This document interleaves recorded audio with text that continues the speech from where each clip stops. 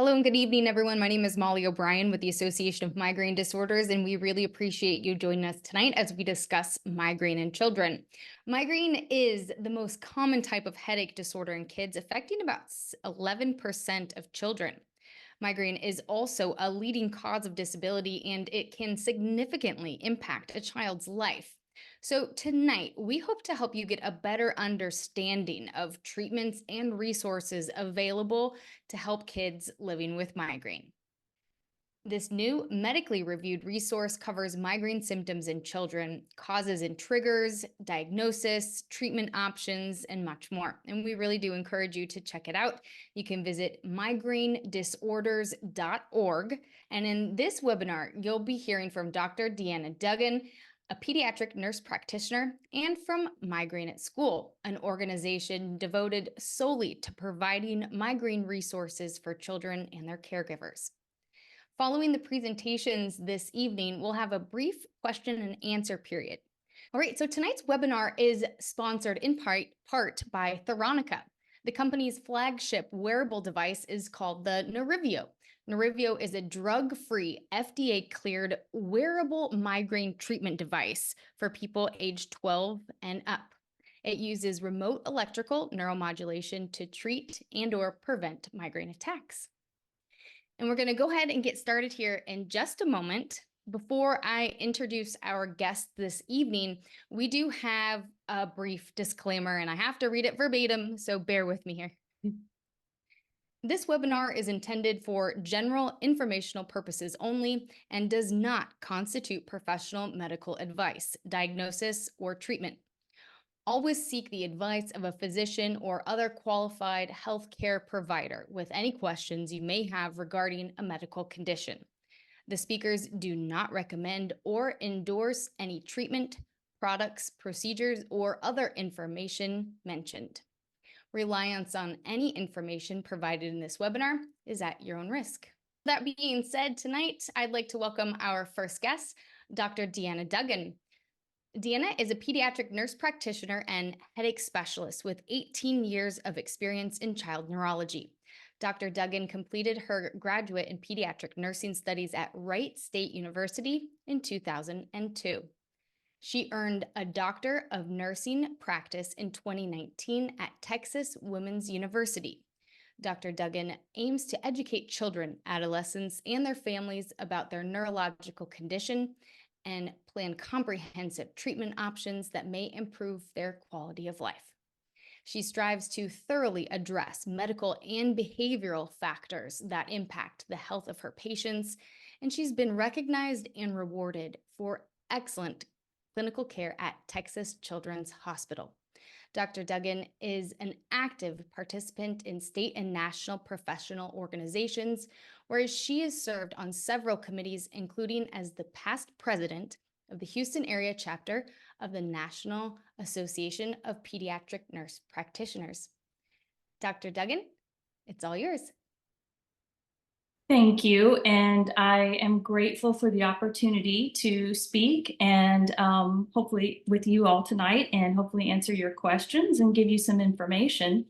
And I am a member of a growing headache clinic at Texas Children's Hospital, and I'm also pleased to say that headache as a specialty is also growing amongst physicians, nurse practitioners, and physician's assistants.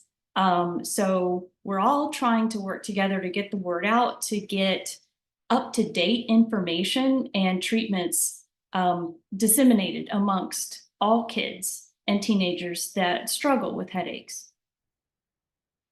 As mentioned previously by Molly, this presentation is sponsored in part by Theranica. And we'll briefly go over a few key points tonight. First, what is migraine?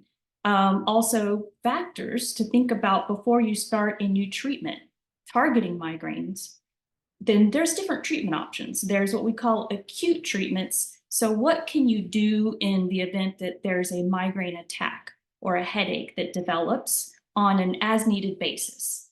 And then there's also preventive treatments. So sometimes when headaches get really quite frequent or what we call chronic, we pivot to, well, we need to consider other daily strategies to try to reduce the frequency of headaches and hopefully also the intensity overall to help kids have a better quality of life. So to start, what is migraine? So in kids, especially younger kids, there are times where it's difficult for them to describe what exactly they're feeling. So there are a lot of situations where we have to look at their behavior or what they're doing to try to piece together what's happening. What we do know and what is classified, and there is an actual classification internationally accepted and developed by researchers, headache specialists, physicians, and other healthcare providers to make sure that we're consistent across the board. So, in other words, a child in Japan or a child in the United States or a child in the UK, if with consistent headache characteristics, all meet the same criteria for headache. And the reason for this is we want to really be accurate in our diagnosis and make sure that the kids are getting the right treatment. So attacks for migraines in kids can last anywhere from 2 to 72 hours. And that sounds like a broad range, and it is. But what we have to also think about too is a lot of times, especially with younger kids, even with some of us older adults, is we don't always say, oh, I have a headache, because if it starts as a milder headache, usually we don't change our activity. We keep pushing through. But only when the headache intensifies or progresses to a point where it becomes bothersome, that's when we dial back. And that's typically when you'll see kids stop their play activity, schoolwork, or whatever they're doing, or even sport, and say, I can't do this, my head hurts, and they want to sit down or lay down and rest. So, but typically, categorically, to meet the criteria for migraine, from start to finish, the headache itself, not just the peak severity, just needs to last 2 hours long for us to say, yes, it meets criteria for migraine. And also location of the pain. So for a lot of younger kids, even sometimes through teenage years, the pain is typically towards the front of the head. And if you ask kids, where does your head hurt the most when your headache starts, or point to the spot where you have the headache, usually they'll point to the middle part of their forehead, but it can also be distributed anywhere along the front part of the head. As kids get older, especially towards the teenage years and adolescence, sometimes the migraines can evolve to be more of a classic adult type migraine where the pain can be more one-sided or both sides, and it can switch sides. And the pain is quite severe. It's really heartbreaking when I hear my patients tell me the pain is so bad to where they just cry. You know it's really bad if they cry. As far as characteristics of the pain, what does it feel like? When kids can describe what the pain feels like, oftentimes migraine pain is characterized by feeling as a throbbing or pounding. Sometimes words they'll use might be, it feels like a hammer is hitting me in the head, or I'm getting punched in the head. It's a very intense pain. There's also other characteristics kids may describe, even sharp pain, but typically it's more severe. So another characteristic of migraines that we see, I mentioned earlier, is the pain can progress and kind of evolve to become from a milder to moderate to more severe headache to where they stop their activity. Another characteristic of migraine is that just any routine physical activity can make the headache feel worse. For example, even if it's not a severe migraine attack, think about a pain scale of 0 to 10, 0 being no pain and 10 being the worst pain ever. And sometimes we all walk around with a headache that's maybe a 4, 5, or 6. But once it gets to a certain point, and we all have different tolerances of pain, and we all have our past pain experiences. But when it gets to a certain point to where it's really bothersome to us, even just climbing a flight of stairs or walking down the hallway at school can just make the headache feel even more intense. So that's usually a question that a neurologist, even primary care doctor, or headache specialist will ask. Does that hurt, make it hurt worse? Specifically, even PE. That's usually when kids are like, nope, can't do it. They'll try, but the headache just gets more and more excruciating.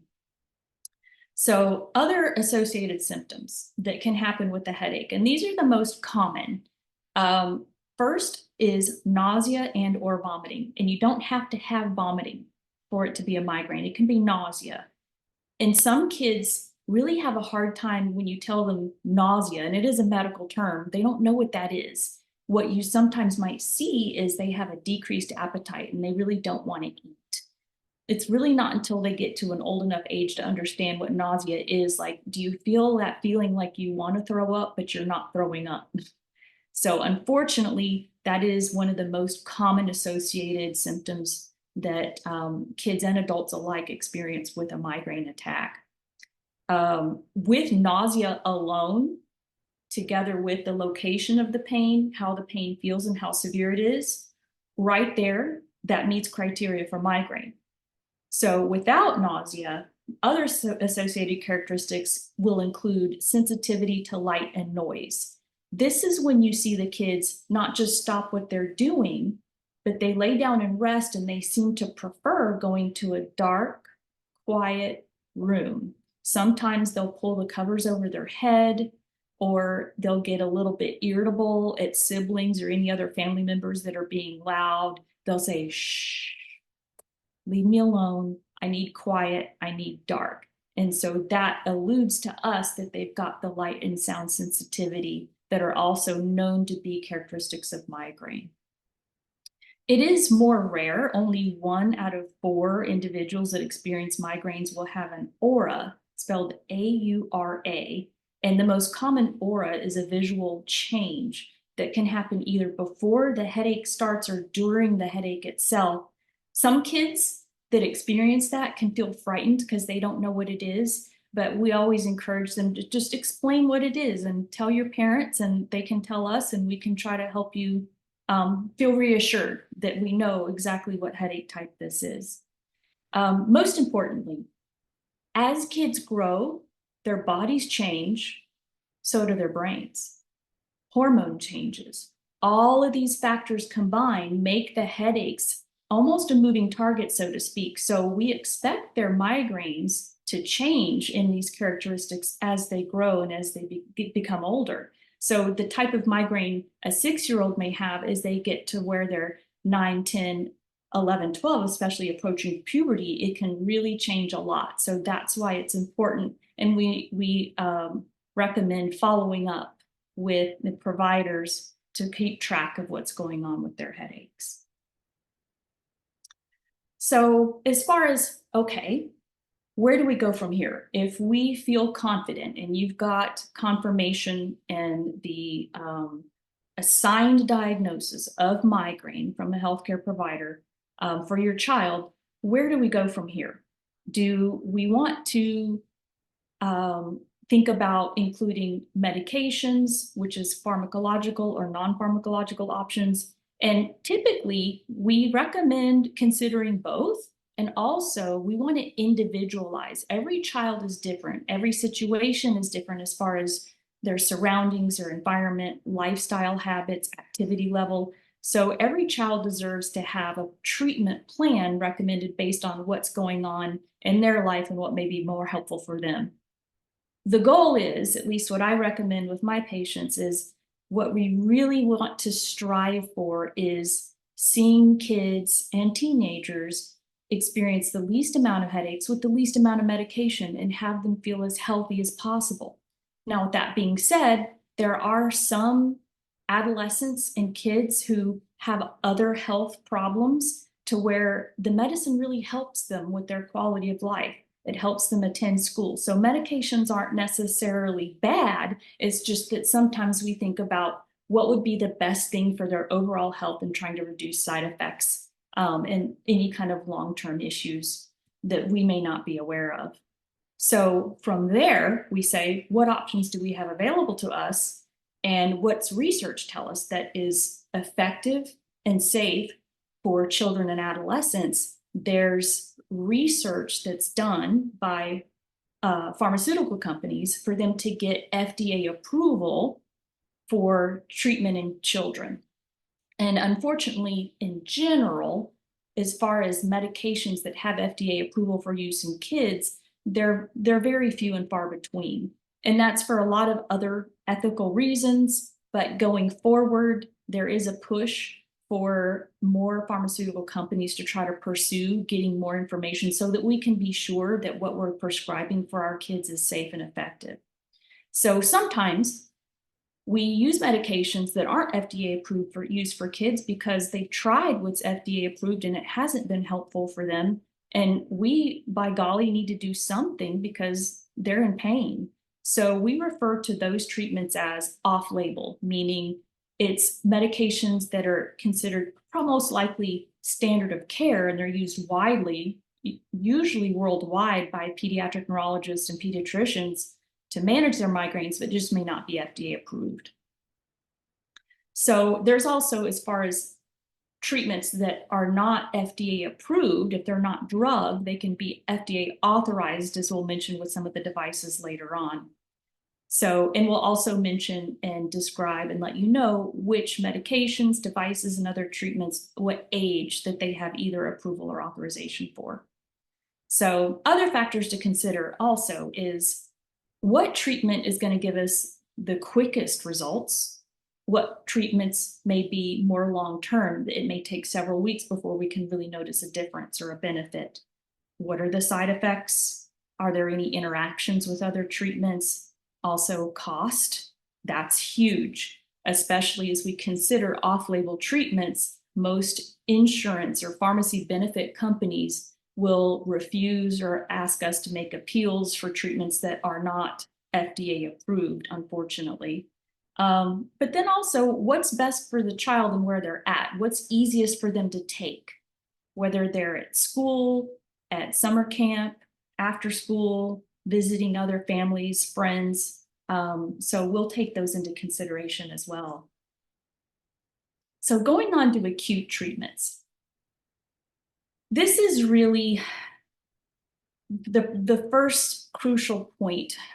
We really need, and there's been a lot of development for effective treatments that help stop a migraine attack. And over the years, especially thinking about the last 30 years, there's been a lot of progress, but we're still not quite there. We're getting there as far as what medications have FDA approval for use in kids or treatments, and does it work well? Does it cause side effects? And is it something that is accessible as far as cost? So we're starting off with what can we do initially to stop the attack? If we don't stop a migraine attack and it goes on, sometimes, unfortunately, migraines can go on for days, weeks. Unfortunately, there's some kids and teenagers who experience a migraine that's constant, daily, and unremitting that can go on for months or years. That's worst case scenario. But we really know that this is what is most important.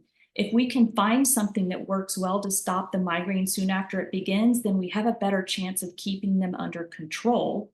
And also, who wouldn't have anxiety, even kids, thinking, oh no, here comes another migraine. What's going to happen? How long is it going to last? Do I have a medication that's going to work well to stop it? So there's a lot of reasons why we really want to pursue finding a good, effective treatment at the first sign of an attack. So with that being said, the caveat is a lot of over-the-counter treatments, such as ibuprofen, naproxen, these are NSAIDs, even Tylenol, which is acetaminophen. If they're given too much, whether you're a child or an adult, then more than 2 or 3 times a week, sometimes that can make the pain worse, makes the headaches harder to control. It's also referred to as rebound headache. And so sometimes the medicine itself can do more harm than good if it's given too frequently for an extended amount of time. So we have to be aware of that and be cautious of it. We like to see also, if possible, keeping a headache diary. Sometimes it's hard to say. There's some individuals who, when they have migraines, they can tell you, I usually get about 4 to 6 migraines a month. But there's also fluctuation. Migraines can roller coaster just like life. So there may be weeks where it's just bad. maybe you've had 4 days that week with a migraine, either separately or all mashed up into the same headache. But then after that, 6 weeks or 7 weeks in a row without a headache at all. So based on that kind of information, it's really important if that's in a diary for your provider to be able to look at that and say, okay, well, let's try to target and find a treatment that's going to work best for you in these situations.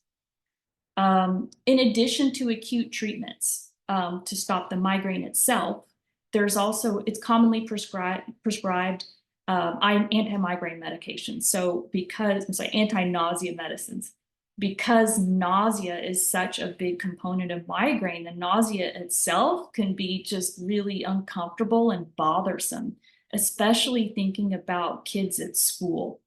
So that's commonly prescribed. So I mentioned over-the-counter treatments briefly, and listed on this slide is the ages that there is FDA approval for their use. And as I mentioned, we have to be careful of use of these medications for the long term because of side effects. And prescribed anti-migraine medicines that actually target migraines, we call triptans. And there's several of these medications that are available, but the ones listed on this slide do have FDA approval for use in kids. Rizatriptan is the one that's FDA approved for the youngest age, which is 6 years of age and older, and it comes available in either a dissolvable tablet or a tablet that you'd swallowed whole. There are some also nasal sprays that are available. And so we try to find what works well, especially if you can give these medications soon after the migraine starts, it has a better chance to work well. If a migraine's already been going on and it's raging and severe for several hours, you can still try the triptan, but it won't work as well as if you had given it towards the beginning of the migraine attack. Side effects can vary. And typically with rizatriptan, amitriptan, zolmitriptan, and the ones that are listed, they're usually fairly well tolerated. Everybody's different though. And so I value and ask patients, just let us know if it makes you feel yucky, tell us, we'll try something different. Insurance, as far as pharmacy benefit coverage, typically will cover triptans, although sometimes depending on their plan and what's on their formulary, they may be selective on what they'll cover. And so sometimes we have to do a little bit of back and forth to find which one isn't cost prohibitive. Now going into what's not medication, what is the most new development within the migraine treatment realm is neuromodulation. So without drug, are there ways that we can use stimulation externally from the body to travel to either the brainstem area or vagus nerve area to stop the pain that way without medications? And we've got Nerivio, GammaCore, and the SavvyDual. These 3 devices do have FDA authorization for use in kids that have migraines. And all 3 of these devices can be used acutely, meaning on demand for just when you have a headache, or together with as a preventive every other day or daily to try to help prevent and keep the migraine attacks under control. So with preventive treatments, our strategy is, can we try something to keep the migraines not just under control, but can we decrease them? Not just decrease their frequency, but decrease their severity. Typically what we see with a lot of preventive treatments is first, the migraines themselves usually become less intense. And then over time, they may also become less frequent. And that's what we strive to hear. That makes us think, okay, we're going in the right direction.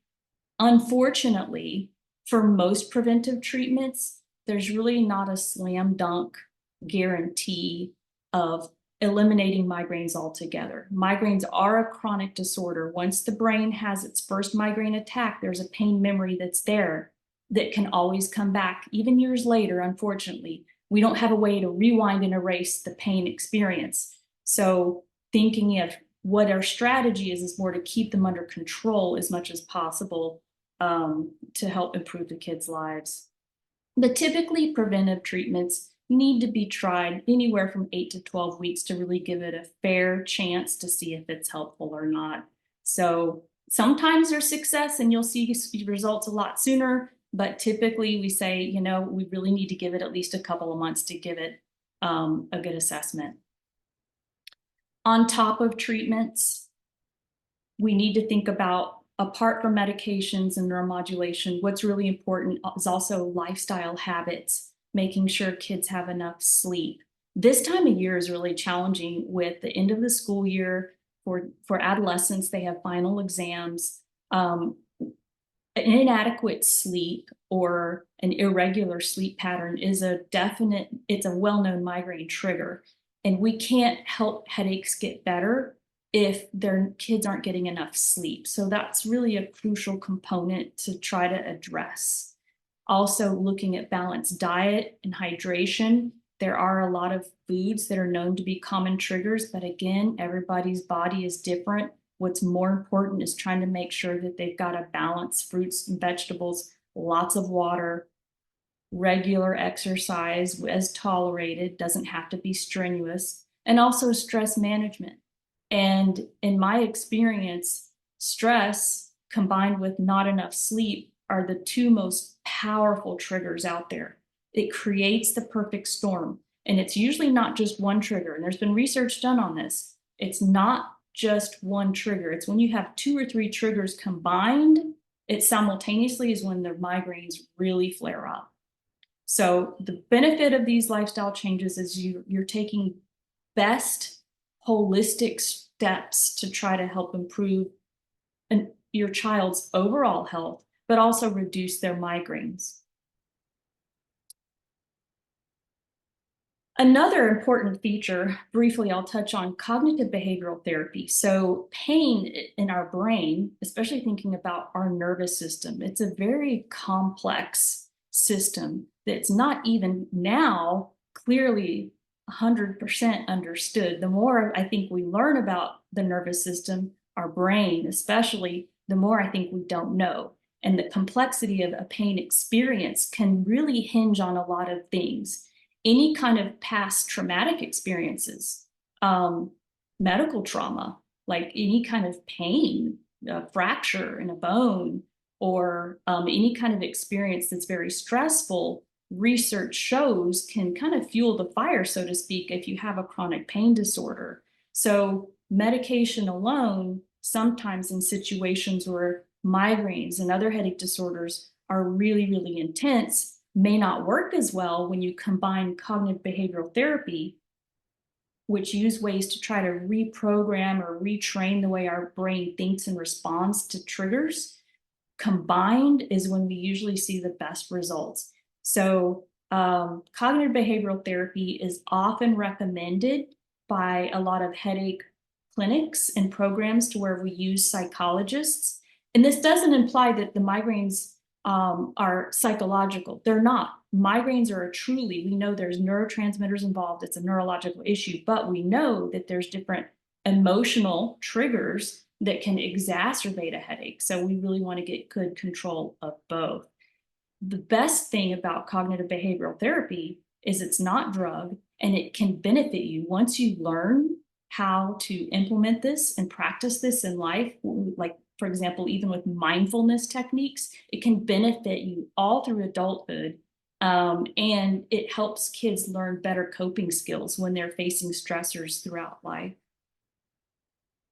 So quickly touching on the Nerivio, going back to the neuromodulators, this device has really been a bit of a game changer as far as when we think about kids who are getting frequent migraines, but families understandably are leery about starting a daily preventive medication. We think, is there another strategy? What can we use besides medication? This is the device where it's worn on the upper arm it's programmed by an app on your cell phone. It lasts 45 minutes. There's no needle. It's a little bit of a tingling sensation, but not painful. And the intensity can be adjusted. there is a recommended range to kind of dial the intensity to help it be effective, but it can stop a migraine after it started, but it can also be used as a preventive treatment every other day.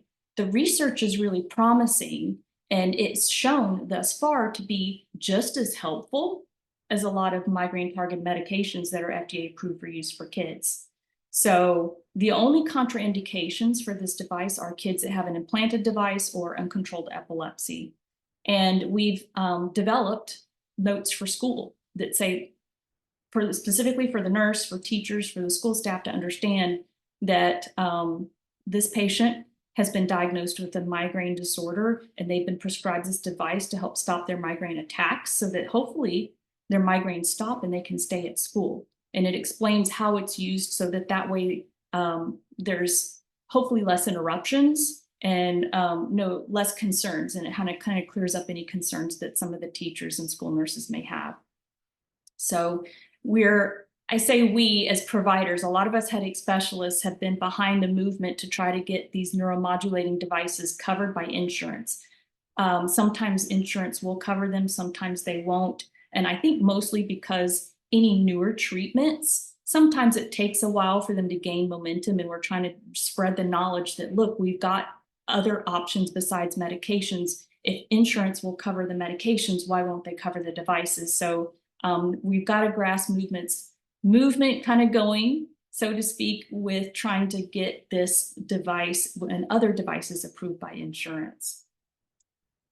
Another device that is an option is the gammaCore, which is a non-invasive vagus nerve stimulator. And this device is held up to the neck where the vagus nerve is, to try to externally stimulate that vagus nerve to stop the migraine attack.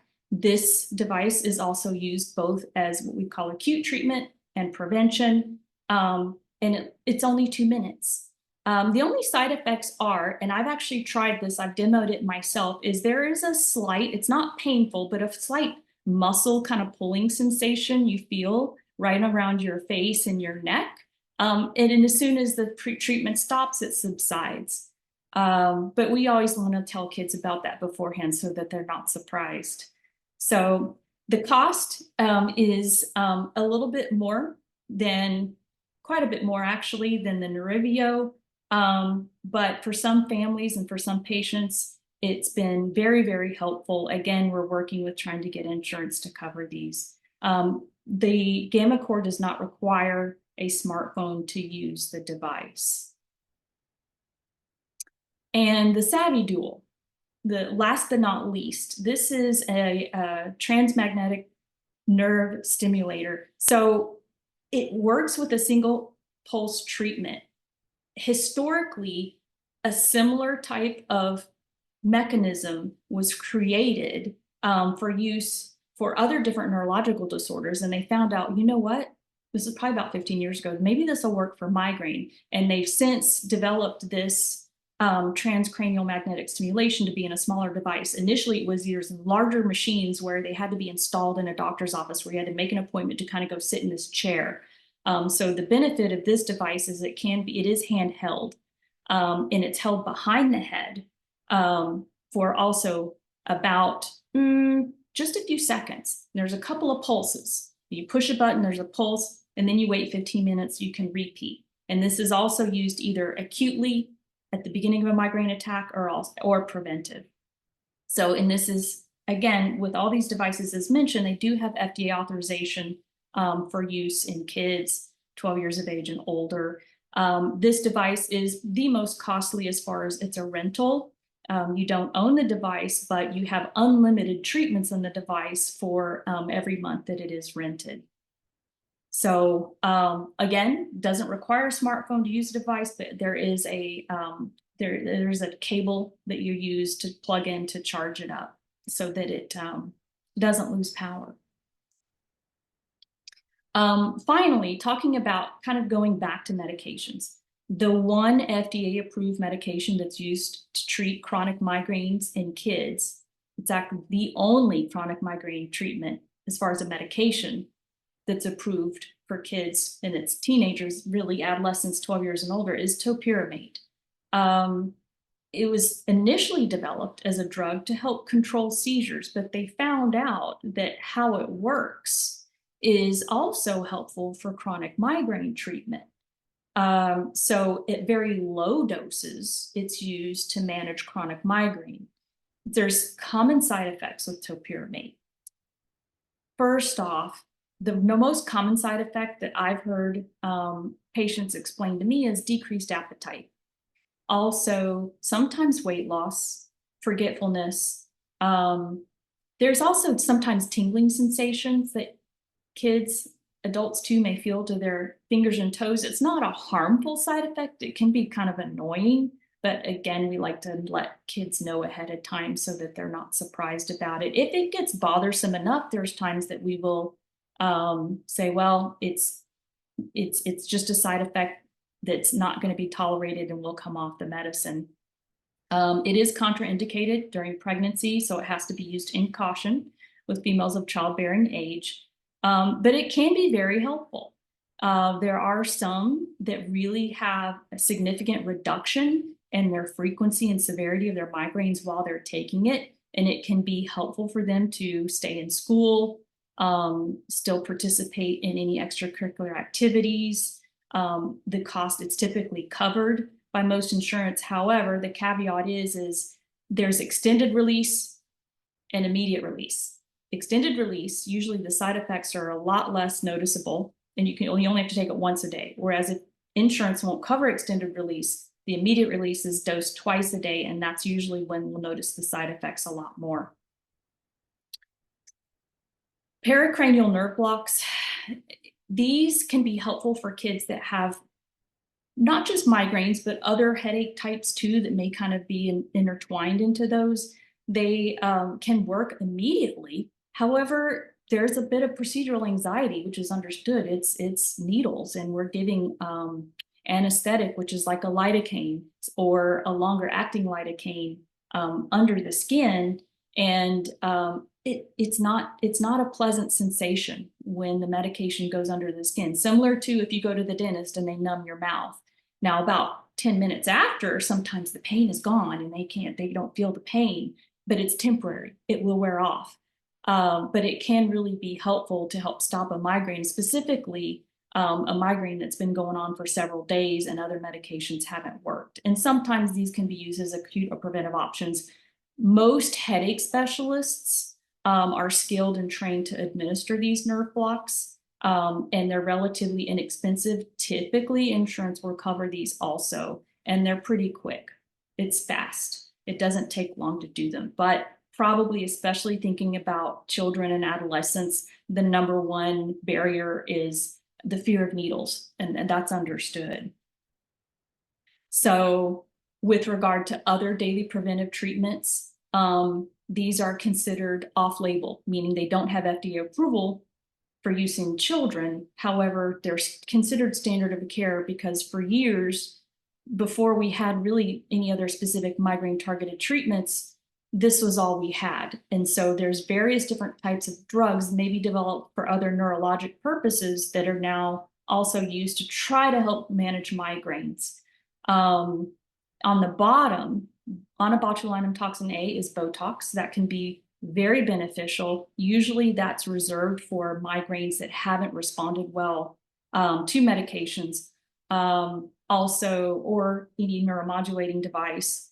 There's a newer class of medications that are migraine targeted, but unfortunately, a lot of times that's cost prohibitive. Insurance typically doesn't cover those because they're not FDA approved. And then also nutraceuticals. So magnesium, riboflavin, which is vitamin B2, has been studied in children and adults that have migraines, and that can be beneficial as a daily preventive. So there are options out there. And please don't lose hope. If you think I've tried everything, nothing works, I encourage you to say, no, maybe we should go see a headache specialist. There's got to be something else we can try. What are we missing? And maybe we need to think a little bit outside the box. Please be an advocate for your kids. And this is the link to our Migraine in Children page. Thank you very much for your time, and I hope that this has been informational for you. Dr. Duggan, thank you so much for this presentation. I think it's so valuable, and I'm so glad that you mentioned here at the end that continue advocating for your kids and keep pushing, because there are more and more resources available. I remember when I was 4 years old and laying in a dark room with a migraine attack, my mom would not give up. So thank you for what you are doing, and thanks to all of the caregivers out there who are here on behalf of a kid they know with migraine. So we really appreciate you. And we do have some questions in our Q&A box. I'd like to remind you that to all of our viewers out there, if you do have any questions, you can pop them over into our question and answer box, and we will address them at the end of the presentations. All right, I'm going to go ahead and introduce our next speaker. I'd like to introduce Amy Graham. Amy is the Executive Director of Migraine at School. Amy has a wealth of experience in nonprofit leadership with a focus on grassroots organizing and program development. She was recognized for her work at Live Feed, where she addressed childhood hunger through music community, receiving the Washington University Social Entrepreneurship and Innovation Award. Amy has also served as the National Program Director for the Coalition of Headache and Migraine Patients, and currently leads as the Executive Director for Migraine at School, driven by her personal experience with migraine to ensure every child has a chance to succeed. I'm going to turn it over to you, Amy. Take it away. Well, I thank you so much. I am so happy to be here. And Dr. Duggan, thank you for that amazing lesson and all the ways that we can both recognize and treat pediatric migraine. It's so informative. So thank you so much for being here this evening. We are excited to be working with AMD. Migraine can be so overwhelming when you're trying to navigate this with your kiddos, and that is why Migraine at School exists. We are the foundational initiative of the Danielle Byron Henry Migraine Foundation. This foundation was formed in 2016 in honor of Danielle, who lost her life to migraine in 1999 at the age of 17. You can learn more about the Danielle Foundation at daniellefoundation.org. One of the things that we do at Migraine at School is we try to provide just an array of resources for a multitude of audiences. And one of those audiences is the parents, which I'm assuming that most of you here this evening are parents or guardians of a child that is living with migraine disease. We have an infographic specific to you, a little bit about what migraine is, how to take it seriously, what you need to do if you suspect your child has migraine. It kind of goes through the steps. Again, we went over a lot of this during this presentation. As Dr. Duggan so forcefully said, please advocate for your kiddos. It's so important because many of them can't really speak for themselves. And you have a lot of power when you're in that doctor's office. I mean, if you're lucky enough to be in an office with a headache specialist like Dr. Duggan, that's amazing. And we also understand that many of you are just talking to your pediatrician. And the fact is that after this webinar, you are probably going to be more educated on migraine than your pediatrician is. So trust that you know what's best for your kiddo. Depending on the severity of the migraine, you may need a little bit more help from your school. And that may mean getting a healthcare plan or a 504 plan. And so one of the things that we have in our parent infographic is just a list of possible accommodations. Whether I'm working with a parent one-on-one or whether I'm talking to a group, I like to say, this is just a starter list. These are our ideas. If you don't see what you need on this list, please ask for what you know your child needs. And if there's something on this list that doesn't make sense, then you wouldn't ask for that accommodation. But this is a way to sort of get you started in what you think you may need for your child. One of the things that we provide to schools and and parents can use is that you can actually screen. We have a screener on our website, but then we have the supplemental resource, which can help have the conversation that you need to have with your pediatrician. Again, that time is short. You only have a little bit of time, and this can sort of help you have the conversation you need, get the diagnosis you need, and start the treatments that you need. I mentioned a 504 healthcare plan. Almost everything needs to start with a letter from your doctor. We have a letter on our website. You can easily download it. You fill in a name, you have your doctor sign it so that you can start having that conversation with your school. Just like you're going to advocate at the doctor's office, you need to be advocating at the school too, especially if your child needs maybe chance to sit in a dim room, or they need to wear their sunglasses in class, or they need to always have a water bottle on them. These are things that legally that you have the right to ask for. Depending on the severity of the migraine, we do have information on 504 or IEP plans. We both have sample 504 plans and a sample IEP plan on our website, which again, available for you to download. We are also always there to help answer questions, so you can always reach out to us. Along with parents, we have tools specifically designed for students. The infographic for students sort of starts with like, do you have migraine? And kind of thinking of those other symptoms that I know Dr. Duggan mentioned, that, it's not just necessarily head pain or just the stomach pain, but there are other things that come along with migraine disorder. And so helping students recognize that, like, oh, and every time I get a headache, I'm really sensitive to light, probably migraine. Helping kids understand all the lifestyle choices that they can make that may help manage their pain. Again, it was mentioned sort of almost like trigger stacking. Some of these lifestyle changes are removing those triggers that may be bringing an attack on. Again, if you have migraine, you have migraine, but what can we do to help manage the pain that comes along with the disorder?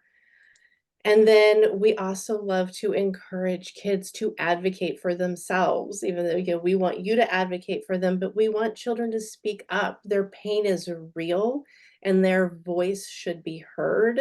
If they are not feeling well, we want them to feel empowered to say something to somebody, whether it is talking to their teachers, going in and talking to the school nurse, talking to the school counselor, to speak up about what it is that they're experiencing. All of these resources and so many more resources are on our website. So please visit the website. There's a ton of information on there. Obviously, you can also reach out to us and we are happy to help. Which if you use this QR code, you can go directly to our parent page, which is a great place to start if you are a parent or guardian of a child living with migraine. This is where I would tell you to start. So again, we are just so thankful that we were able to be here this evening. We just really love collaborating with AMD, and really a pleasure to be on the same stage with Dr. Duggan this evening. Amy, thank you so much for that presentation, and I highly encourage all of you to check out Migraine at School, such an incredible organization. And one thing I loved learning about this and getting familiar with, a 504 plan is something so simple as just access to water and access to go to the bathroom. Great. I mean, it's Yeah. just, it's so simple and so effective, and can really be really monumental in a child's life. So we really appreciate all of the resources that you have, and both for being here. So thank you for sharing that. All right, everyone, I wanted to give a quick shout out that we are also simultaneously casting our webinar tonight on Facebook. So shout out to our friends watching over on Facebook. And again, a big thank you to all of our participants and attendees tonight. We're going to switch over into our question and answer mode. So we have a few questions that are already in the box lined up for us, and another few that did not make it into the Q&A portion, but we will do our best to get to all of these. If you have questions that continue to pop up, feel free to jot them down in that question and answer box. And if for some reason we don't get to your questions, we'll do our best to answer them in a follow-up email when the webinar is over. Okay, that being said, this one is for you, Dr. Duggan. One of our participants wants to know if any of the migraine devices can help with vestibular migraines or vestibular migraine symptoms. Good question. And there's actually two different questions with regard to vestibular migraine and dizziness. So vestibular migraine is typically involving, we think about vertigo. And by definition, that is a sensation when you feel like you're standing still, or you know you're standing still, but it feels like the ground is moving underneath you or the room is spinning, or both. Whereas lightheadedness is a sensation where you feel like I might faint. So we usually try to distinguish between the two. But this vertigo, dizziness, lightheadedness, all of those symptoms are also commonly associated with a migraine. We just touched on the most common, which was nausea, light noise sensitivity, vomiting. There's a whole host of other symptoms, and it's all because everything meets together in the brain stem. So to answer your question, it may help. Now, if there's any kind of history of head trauma or ear injury or inner ear disorders, that may play a role. There's also some very talented ear, nose, and throat specialists who have an interest and a specialty in vestibular disorders. So a lot of times we'll collaborate with them, but to answer your question, it may help. I don't know if you want me to go to the next question or if you want to pick. Yeah, I'll pop in there. So, Okay. and we do have quite a few resources on vestibular migraine and vertigo and dizziness symptoms over on our webpage at migrainedisorders.org. So anyone who's interested in those specific types of symptoms and learning more about vestibular migraine, you can also head over to our website. And Kylie, who is awesome, put a link in there to vestibular migraine if you want some more resources. So the next question was, what are the age ranges are the devices approved for? And it's my understanding that for prevention and for acute treatment, it's 12 and up. And then another person wanted to know, is there any type of neuromodulation device for kids 12 and under, which from my knowledge is no, but maybe you can touch on why that is, Dr. Duggan. Well, it's typically the size of the child and the device. So I think that's probably the number one, is thinking about the physical factor, is sizing the devices to the size of the child's. And then also is the dosing, meaning like the intensity, the pulsations, does that need to be adjusted for a smaller sized child? So 12 and up has been a little bit more easily studied just because the size of a preteen or adolescent is just marginally maybe a little bit smaller than adult. I'm not aware of any ongoing studies, but I know there is an interest. Wonderful. Thank you for that.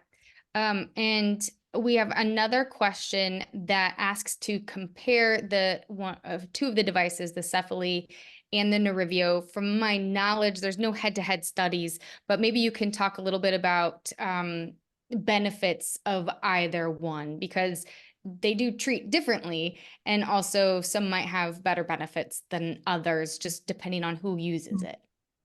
Cephaly does not have authorization for use in individuals younger than 18 years of age, but I don't have a photo to show you, but it does. It's about the size of about maybe 2 inches by 1.5 inches, and it's electrodes that are positioned to the center of your forehead.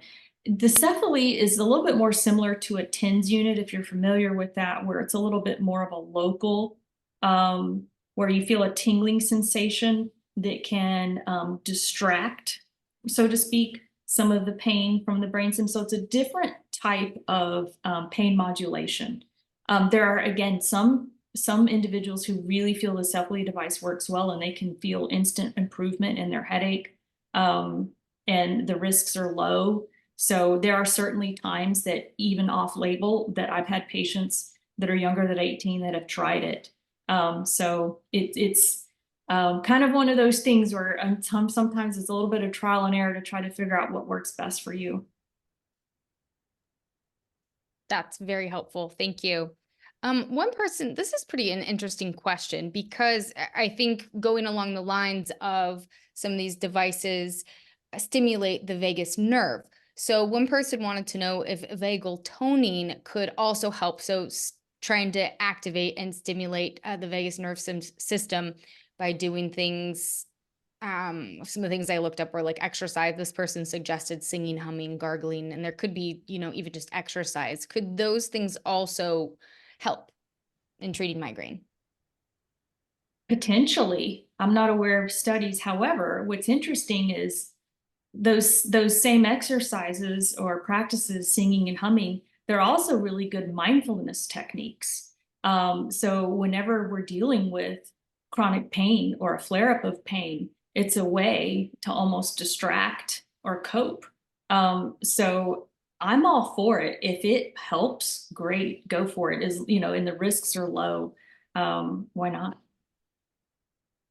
That's a great point. And I was thinking that too, that a lot of these things are mindfulness, behavioral, strategies that we can incorporate. So I think that's absolutely a great answer.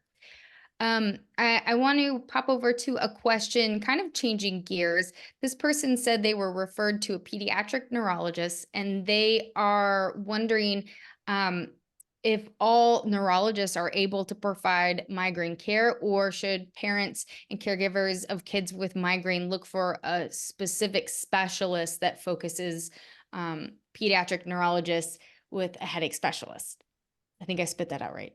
No, you did. So all pediatric neurologists are trained to diagnose and manage migraines and other most common headache disorders. And if their attempts don't seem to get you to go in the right direction, they can refer you to a headache specialist. But definitely headaches are the number 1 reason for referrals to neurologists in general. It's the #1 most common neurologic disorder worldwide. So if you have access to a headache specialist, that would be wonderful if you can. But all pediatric neurologists are familiar with adequately diagnosing and managing. Hopefully you find some answers. Great. Thank you for that. And for all of those who are participating, we do have quite a few links over in the chat box. If you want any more information on the stuff that we're talking about, we have links directly posted there. I do have a question about CGRP monoclonal antibodies. Can you talk about, is there any, I know you mentioned them off label, but do we know about safety or efficacy in younger patients? And has there been any studies? And have you perhaps yourself prescribed them for off-label for kids who haven't had any success with other types of migraine medications or treatment options? Yes, what I'm aware of and what I've been told is some of the CGRP antagonists are in the phase 3 trial as far as getting the final step to get FDA approval for or indication for use in 12 years and older. I was told a year ago at the last American Headache Society meeting that it might be another couple of years before that happens. And it took the wind out of my sails because I really feel like this can't come soon enough. I mean, on one hand, we want to make sure that the medications are safe and effective. But on the other hand, on a day-to-day basis, I see kids in clinic who I feel like this could be a wonderful option for them and it may help improve their lives. So with that being said, yes, I have prescribed it off label. For those patients who have been able to try it, it's not a guarantee, but there have been a number of patients who definitely say, oh, well, it's been really helpful. So it's exciting that there's some, it's in the pipeline. I don't know what the update is on the timeline for that. But unfortunately, the #1 obstacle is the cost. So because it's not FDA approved and it's still a brand name drug, a lot of pharmacy benefit companies will not cover it. And if you say, well, I'll pay cash for 10 tablets, it's $1,500, and that's a month's supply. That's really, really astronomically inaccessible for most people, and it's heartbreaking. So I'm really hoping that things will turn around and move forward for that sooner rather than later. Wonderful. Thank you for that. I want to pop a question over to Amy. And for those of you, we are going to continue the webinar for just a couple more minutes, just to make sure we can answer all of our questions. So if you need to go, feel free. But if you want to hang on, we will be wrapping up in a couple moments. We just have a few more questions to go. Amy, we got a question regarding options for kids. So a lot of times now schools are using computers, tablets, electronic devices for everything. Do you have any options that you can talk to about providing accommodations that a school might allow for kids who really need a break from screen time, or they're just too sensitive overall? Sure. I mean, there are a couple things you can do that are going to directly impact your relationship with the screen. So whether you're using specific migraine glasses, or you can get some sort of blue light blocker that you put on your iPad or you put on your laptop. Um, and depending on the severity of the migraine, you can ask for lessons to be provided outside of the computer so that they need to be printed out kind of old school. If that is what your child needs, then that's what you need to ask for, because screen time really can impact our migraine.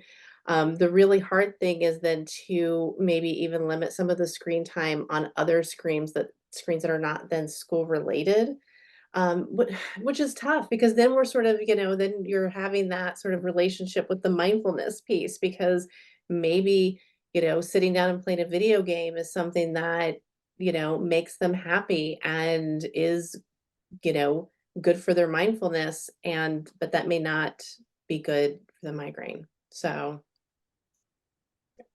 That's such a great point, and I appreciate that. Go back to worksheets if you need to. Love a good worksheet. sometimes, yeah, sometimes you gotta go old school, and that will help. I love a good worksheet. Also, you touched on a possible migraine glasses.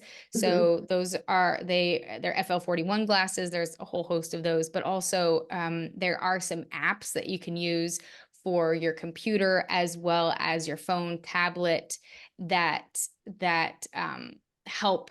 You can. I have all of these. That's why I'm mentioning it, because they are so helpful. I have a bunch of them, so you can look into that too. That kind of help with brightness, with glare, all those kinds of things. Um, I do want to, thank you, Dr. Duggan. You answered one of the questions that we were hopefully going to get to. I do have one more quick question, and then we will wrap things up.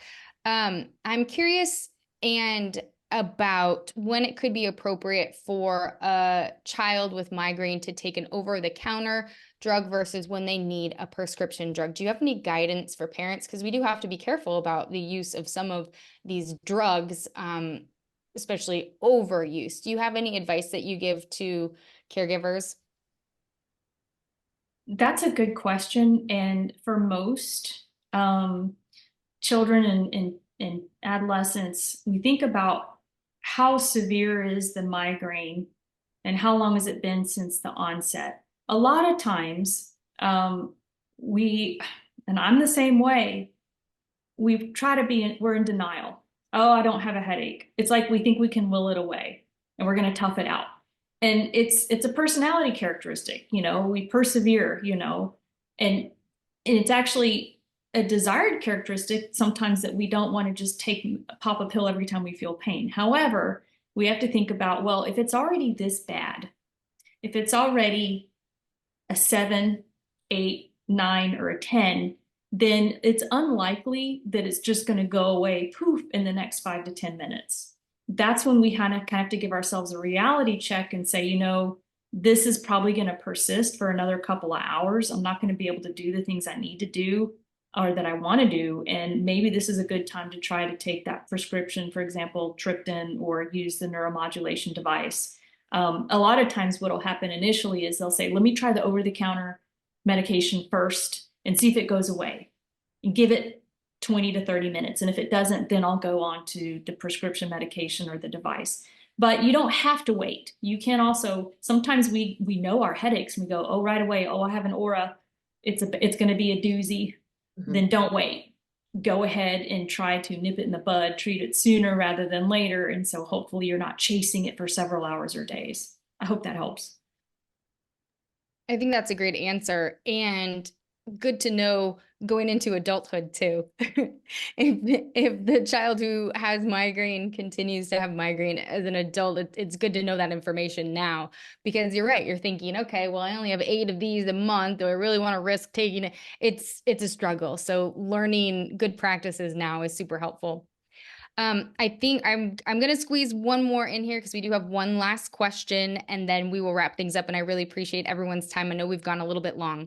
But one person, Dr. Duggan, wants to know, how can they determine if a child has rebounder medication overuse headache versus a different type of headache disorder? That is a golden question that there's been actual debates about at the American Headache Society. And it's really a diagnosis that is made in hindsight. So if there's a concern, if you think, okay, I have been consistently giving my child or myself taking 2 or 3 doses of any over-the-counter analgesic 2 or 3 more times a week consistently for, a couple of weeks in a row, and my headaches are not getting better. In fact, they may be getting worse. The only way is to come off. And it seems there's differing thoughts about, it seems kind of brutal to just stop cold turkey. Ideally you can, but then also we say, well, if it's been an extended amount of time, for example, months or even longer, that you've been taking a medication every day, even, then we say, let's try to ease or taper off. So the only way to really know for sure is to try to come off the offending potential medication and then say, how do you feel? So it's really a diagnosis that's made, what we say, and like, we suspect this may be contributing to the headaches, and it's usually not by itself. It's in addition to the migraine and other diagnoses. And so that's why we really want to put together a comprehensive treatment plan to address everything. Absolutely love that answer. And a reminder to, before you just take your kids off of any and all medication, talk to your doctor. Before just doing that yourself, please talk to your healthcare provider. And like Dr. Duggan said, make sure that you have a plan, you have a treatment approach, which I think that was wonderful. So I just want to say a big thank you to Amy Graham with Migraine at School and Dr. Deanna Duggan for being panelists with us and sharing your wealth of resources and knowledge on this topic. We really appreciate your time tonight. Thank you guys both so much. Thank you. You're welcome. It's been fascinating to listen to the both of you, and we really appreciate all of those of you watching and listening from wherever you are. And that wraps up tonight's program.